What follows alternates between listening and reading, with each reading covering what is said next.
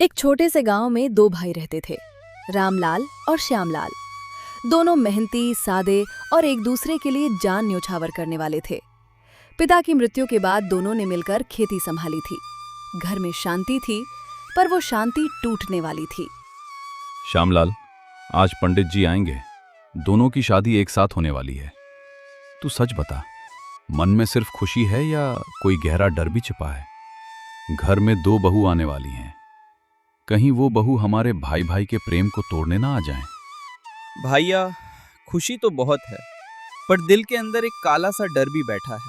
सुना है दोनों लड़कियां शहर के बड़े घर से हैं, जहां नौकर चाकर होते हैं, जहां मेहनत का नाम तक नहीं लिया जाता। हम दोनों खेत जोतते हैं, माँ के हाथ का सूखा रोटी खाते हैं। अगर वे घमंड में चूर होकर आईं, अगर उन्होंने हमारे सादे जीवन को हीन समझा, तो क्या होगा भाइया? क्या हमारा घर बच पाएगा? अरे छोरे, घबरा मत। हम दोनों साथ हैं। जो भी आएंगी हम सिखा देंगे। पिताजी की आखिरी सांस तक कहते थे, बेटा, घर की बहू अगर घर की रीत समझ ले तो घर स्वर्ग बन जाता है, और अगर घमंड लेकर आए तो घर नर्क बन जाता है। हम नर्क नहीं बनने देंगे। चल, पंडित जी आवे होंगे। राम राम बेटा रामलाल, श्यामलाल। आज बड़ा शुभ दिन है, पर मेरा मन शांत नहीं है। दोनों की शादी एक ही मुहूर्त में हो जाएगी। बड़ी बहू सुशीला है, छोटी बहू कमला। दोनों सुंदर हैं, थोड़ी पढ़ी लिखी भी हैं। पर सुन लो मेरी बात आंखें खोलकर। शहर की लड़कियां कभी कभी गांव की रीत को मिट्टी समझती हैं। तुम दोनों धैर्य रखना, वरना घमंड तुम्हारे घर में आग लगा देगा। पंडित जी, हम तैयार हैं। जो भी आएंगी हम अपना मानेंगे। भाई भाई का प्रेम किसी घमंड से बड़ा है। हाँ पंडित जी, हम दोनों मिलकर घर चलाएंगे। कोई भी शक्ति हमें तोड़ नहीं पाएगी। बेटा, झगड़ा तब होता है जब घमंड घर में घुस जाता है। घमंड आंखों पर इतना गहरा पर्दा डाल देता है कि इंसान अपने ही खून को पराया समझने लगता है। मैंने अपनी आंखों से बहुत घर जलते देखे हैं, जहां दो भाई अच्छे थे, पर पत्नियों के घमंड ने भाई भाई को दुश्मन बना दिया। सावधान रहना, वरना पछताओगे। पंडित जी चले गए। दोनों भाई खुश थे, पर वे नहीं जानते थे कि आने वाली बहू सिर्फ सुंदर नहीं, घमंड की आग लेकर आ रही थी। शादी हो गई। दोनों बहू घर में आ गईं। पहले दिन सब अच्छा लगा, पर दूसरे दिन से ही घमंड की ज्वाला भभक उठी। अरे कमला, आंखें खोलकर देख। ये घर कैसा है? दीवारें मिट्टी की, छत फूस की, फर्श कच्चा। मेरे मायके में तो संगमरमर के फर्श चमकते थे, जहाँ पैर रखने से पहले नौकर साफ करते थे। यहाँ तो पैर गंदे हो जाते हैं। रामलाल जी से साफ कह दूंगी, या तो घर पक्का बनवाओ या फिर मुझे यहाँ मत रखो। मैं इस गरीबी में नहीं रह सकती। दीदी, तूने मेरे दिल की बात कह दी। श्यामलाल भी कुछ नहीं बोलते। दिन भर खेत में जाकर मिट्टी में हाथ गंदे करते हैं, जैसे कोई मजदूर हो। मेरे पिता तो कहते थे, बेटी, तुझे ऐसे घर में नहीं देना चाहिए जहाँ मेहनत करनी पड़े। हम दोनों शहर की हैं, हमें ये गवार पर नहीं सुहाता। हमें रानी बनकर रहना चाहिए, गुलाम बनकर नहीं। हाँ, और देख, दोनों भाई एक जैसे फटे पुराने कपड़े पहनते हैं। कोई फर्क नहीं। मुझे लगता है रामलाल जी को बड़े भाई होने का घमंड दिलाना चाहिए। तू भी श्यामलाल को समझा। हम दोनों अगर एक हो जाएं, तो ये दोनों हमारी बात के आगे कुछ नहीं बोल पाएंगे। घर हमारा चलेगा, उनकी मेहनत हमारी सेवा में लगेगी। दीदी, मैं तैयार हूँ, पर श्यामलाल बहुत सीधा है।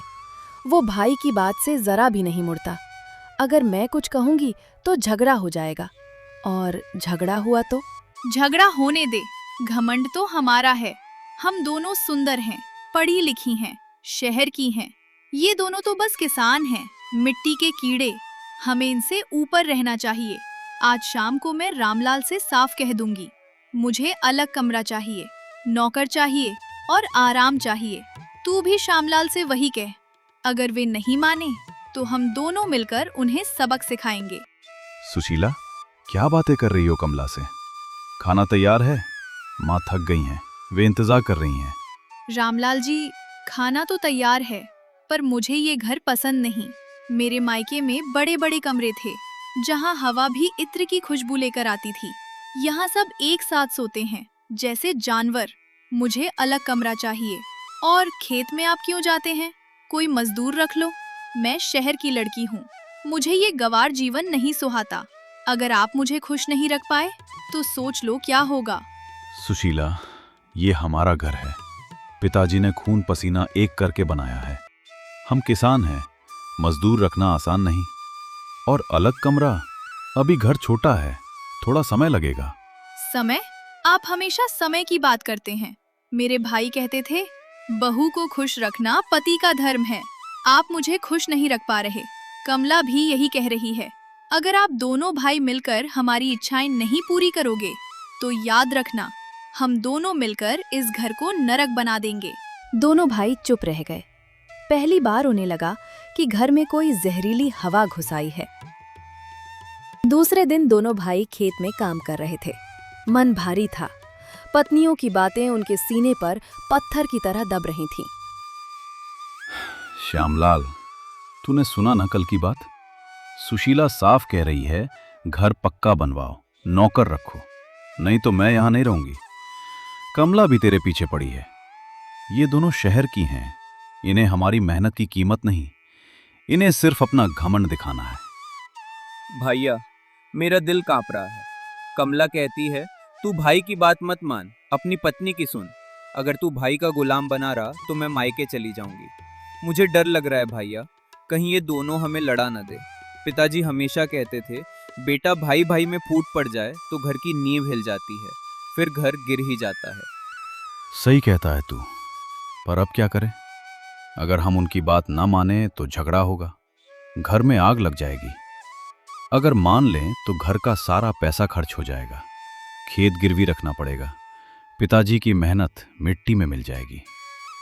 भैया, एक बात और बताऊं? कल रात कमला ने मेरे कान में कहा, सुशीला दीदी ज्यादा समझदार है, तू रामलाल भाई की बात मत सुन, वे तुझे हमेशा दबाएंगे। मुझे लगा जैसे कोई सांप मेरे कान में विष घोल रहा हो।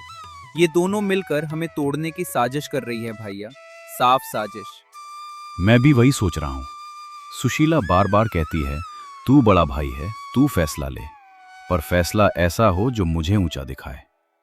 ये घमंड है श्यामलाल, घमंड जो आंखें फोड़ देता है, जो भाई को भाई से अलग कर देता है। अगर हम अब भी नहीं समझे तो सब कुछ खो देंगे। तो फिर क्या करे भैया? पंडित जी से सलाह ले, नहीं तो ये दोनों हमें भाई भाई से दुश्मन बनाकर छोड़ देंगी। हाँ, लेना ही चाहिए, वरना ये दोनों हमें हमेशा के लिए तोड़ देंगी। चल, शाम होते ही पंडित जी के पास चलते हैं। आज फैसला होना चाहिए, नहीं तो कल बहुत देर हो जाएगी। दोनों भाई खेत का काम छोड़कर पंडित जी के पास चल पड़े। उनके कदम भारी थे, जैसे कोई तूफान आने वाला हो। रात के अंधेरे में दोनों भाई पंडित जी के पास पहुंचे। पंडित जी पहले से ही समझ गए थे कि घर में जहर घुल चुका है। आओ बेटा, चेहरे देखकर लग रहा है घर में शांति नहीं रही। बोलो, क्या हुआ? आंखों में इतना दर्द क्यों? पंडित जी, दोनों बहू घमंडी निकली, इतनी घमंडी कि घर में सांस लेना मुश्किल हो गया है। सुशीला कहती है, घर पक्का करो, नौकर रखो, नहीं तो मैं नहीं रहूंगी। कमला कहती है, व्यापार करो, खेत छोड़ो।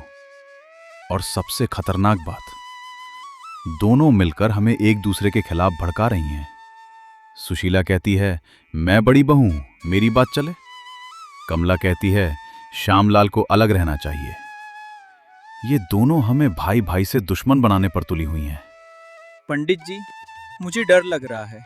कल कमला ने साफ कहा, अगर तू भाई की बात मानेगा तो मैं मायके चली जाऊंगी और फिर कभी वापस नहीं आऊंगी। ये दोनों हमें तोड़ने पर तुली हुई हैं। अगर हम अब भी नहीं जागे तो घर हमेशा के लिए टूट जाएगा। बेटा, मैंने पहले ही चेताया था, घमंड सबसे बड़ा दुश्मन है। जब पत्नी में घमंड आ जाता है तो वो पति को भी अपना गुलाम समझती है, और जब दो घमंडी पत्नियां एक घर में आ जाएं, तो घर का दिया बुझ जाता है। अब सुनो मेरी बात ध्यान से, वरना पछताओगे। क्या करें पंडित जी, हम दोनों एक हैं, हम लड़ना नहीं चाहते, पर ये दोनों हमें लड़ाने पर तुली हैं। बेटा, तुम दोनों एक रहो, लेकिन एक कठोर परीक्षा लो। कल सुबह दोनों बहू को बुलाओ। साफ कहना, घर में एक ही रसोई है, एक ही अन्न है। जो बहू मेहनत करेगी वही घर की मालकिन बनेगी। जो घमंड दिखाएगी उसे खेत में काम करना पड़ेगा या फिर मायके जाना पड़ेगा। देखना घमंड कैसे टूटता है। अगर नहीं टूटा तो तुम दोनों मिलकर साफ कह देना, ये घर हमारी मेहनत का है। जो इस घर की रीत नहीं मानेगी वो इस घर की बहू नहीं रहेगी। पंडित जी, अगर वे माने ही नहीं, अगर वे और भड़क जाएं, तो तुम दोनों की एकता को अटल रखना। भाई का प्रेम पत्नी के घमंड से बड़ा होना चाहिए, नहीं तो सब खो दोगे। याद रखना, घमंड टूटेगा तभी घर बचेगा। जाओ और हिम्मत रखना। आज फैसला कर लो, कल बहुत देर हो जाएगी। दोनों भाई पंडित जी की बात सुनकर घर लौटे। उनके मन में आग थी और एक दृढ़ संकल्प भी। सुबह होते ही दोनों भाई ने दोनों बहू को आंगन में बुलाया। हवा में तनाव था, जैसे कोई तूफान फटने वाला हो। घमंड और प्रेम की अंतिम लड़ाई शुरू होने वाली थी। सुशीला, कमला, आज हम दोनों एक बात कहने वाले हैं। सुनो ध्यान से और अच्छी तरह सुनो। ये घर हमारी मेहनत का है। पिताजी ने खून पसीना एक करके बनाया है।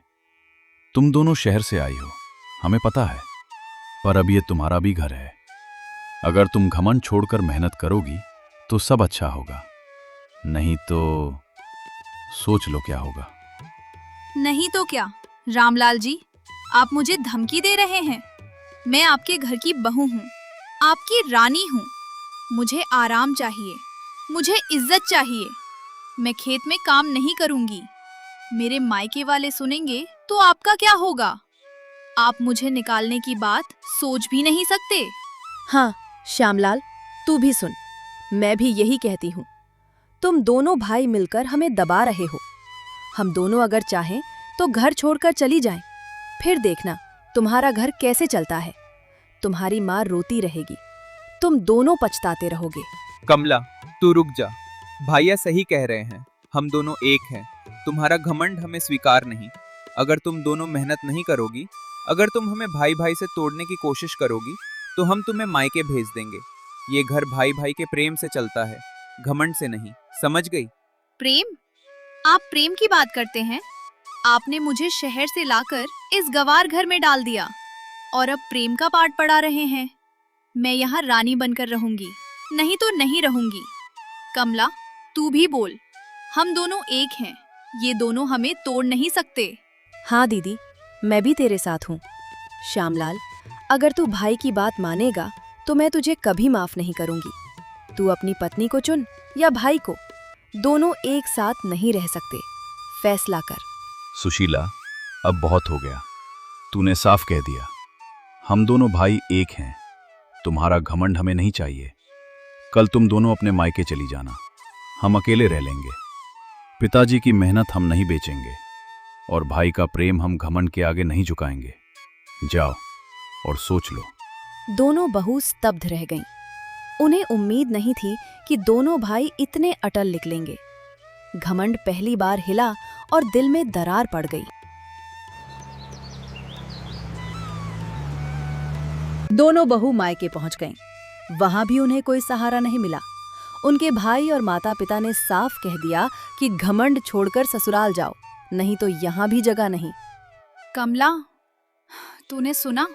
मेरे भाई ने कहा तूने गलत किया। गांव के घर में जाकर घमंड करना ठीक नहीं। वे कह रहे हैं वापस चली जा, नहीं तो हम तुझे यहाँ नहीं रखेंगे। मेरे अपने खून ने भी मुझे ठुकरा दिया। दीदी, मेरे यहाँ भी वही हाल है। पिताजी ने कहा अगर तू घमंड नहीं छोड़ेगी तो हम तुझे दोबारा नहीं रखेंगे। अपनी करनी का फल भोग। अब क्या करें? शर्म भी आ रही है और डर भी। 3 दिन हो गए, घर की याद आने लगी है। श्यामलाल की बातें याद आ रही हैं, जैसे कोई छुरी सीने में घूम रही हो। अब हमें वापस जाना ही पड़ेगा, पर कैसे जाएं? रामलाल और श्यामलाल ने साफ कह दिया था घमंड तोड़ कर आना। अगर हम सिर झुकाकर गईं तो वे क्या कहेंगे? हमारी इज्जत मिट्टी में मिल जाएगी। दीदी, घमंड अब काम नहीं आएगा। घर की याद सता रही है, श्यामलाल की आवाज याद आ रही है। चल, माफी मांग लेते हैं, नहीं तो हम दोनों सड़क पर रह जाएंगी। घमंड ने हमें अंधा बना दिया था, अब आंखें खुल गई हैं। ठीक है, चलते हैं, पर याद रखना, अब कभी घमंड नहीं दिखाना, वरना फिर निकाल दिए जाएंगे और फिर कोई जगह नहीं बचेगी। हम हार चुकी हैं, अब सिर झुकाना ही पड़ेगा। दोनों बहू सिर झुकाए, आंखों में पानी लिए वापस गांव की ओर चल पड़ी। घमंड टूट चुका था, पर दिल अभी भी कांप रहा था। 3 दिन बाद दोनों बहू वापस आ गईं। घमंड टूट चुका था, अब वे दोनों सिर झुकाए, आवाज कांपती हुई खड़ी थीं। रामलाल जी, मैं गलती पर थी। मेरा घमंड मुझे अंधा कर रहा था। मैंने सोचा था शहर की लड़की होने का रौब चल जाएगा, पर आप दोनों भाई इतने एक निकले कि मेरा घमंड चूर चूर हो गया। मुझे माफ़ कर दीजिए, कृपया माफ़ कर दीजिए। अब मैं घर की रीत मानूंगी, मेहनत करूंगी, कभी घमंड नहीं करूंगी। मुझे रहने दीजिए, वरना मेरा जीना मुश्किल हो जाएगा। श्यामलाल, मैं भी गलत थी। मैंने तुझे भाई से तोड़ना चाहा, मैंने तुझे चुनने को मजबूर किया, पर तुम दोनों का प्रेम इतना गहरा था कि मेरा घमंड हार गया, बुरी तरह हार गया। अब मैं कभी ऐसी बात नहीं करूंगी। हमें रहने दो, हम बदल जाएंगे, सच में बदल जाएंगे। माफ कर दो, एक बार माफ कर दो। सुशीला, घमंड इंसान को अंधा बना देता है। तूने देखा ना, अगर हम भाई भाई लड़ जाते तो घर खत्म हो जाता, पिताजी की मेहनत मिट्टी में मिल जाती। अब तू सच में बदल गई है तो रह, पर याद रखना, इस घर में प्रेम सबसे बड़ा है, घमंड नहीं। अगर दोबारा घमंड दिखाया तो फिर कोई माफी नहीं मिलेगी। कमला, तू भी सुन ले, पत्नी घर की लक्ष्मी होती है, पर जब लक्ष्मी में घमंड आ जाए तो घर दरिद्र हो जाता है, घर टूट जाता है। अब दोनों मिलकर घर चलाओ, हम दोनों भाई हमेशा एक रहेंगे। तुम्हारा घमंड हम फिर कभी स्वीकार नहीं करेंगे, समझ गई? हाँ, अब मैं समझ गई। कमला, हम दोनों ने बहुत गलत किया। अब कभी एक दूसरे को भड़काएंगे नहीं, घर को अपना स्वर्ग समझेंगे। माफी, सच्ची माफी। हाँ दीदी, अब हम दोनों सच्ची बहू बनकर रहेंगी। भाई भाई का प्रेम कभी नहीं तोड़ेंगी। हमने सबक सीख लिया है, बहुत कठोर सबक। दोनों भाई ने दोनों बहू को माफ कर दिया। घर में फिर से शांति आने लगी, पर वो शांति घमंड की राख पर खड़ी थी।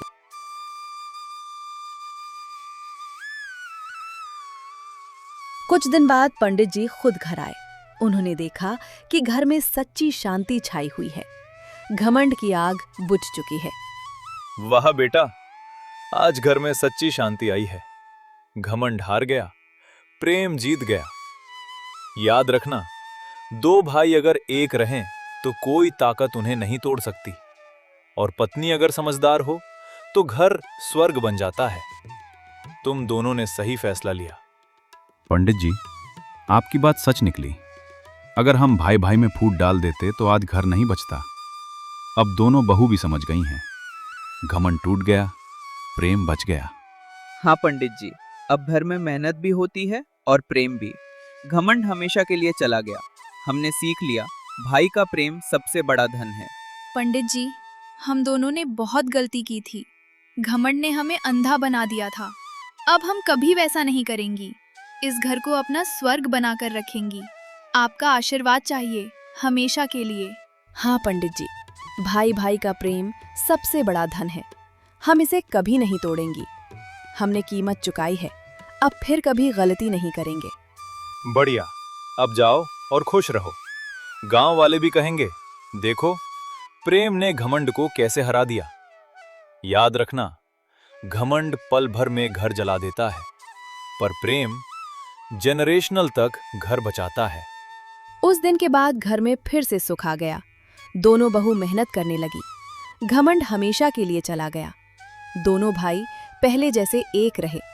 गांव वाले कहते थे, देखो प्रेम ने घमंड को कैसे चूर चूर कर दिया। और पंडित जी की बात सच साबित हुई। भाई का प्रेम सबसे बड़ा धन होता है और घमंड सबसे बड़ा शत्रु।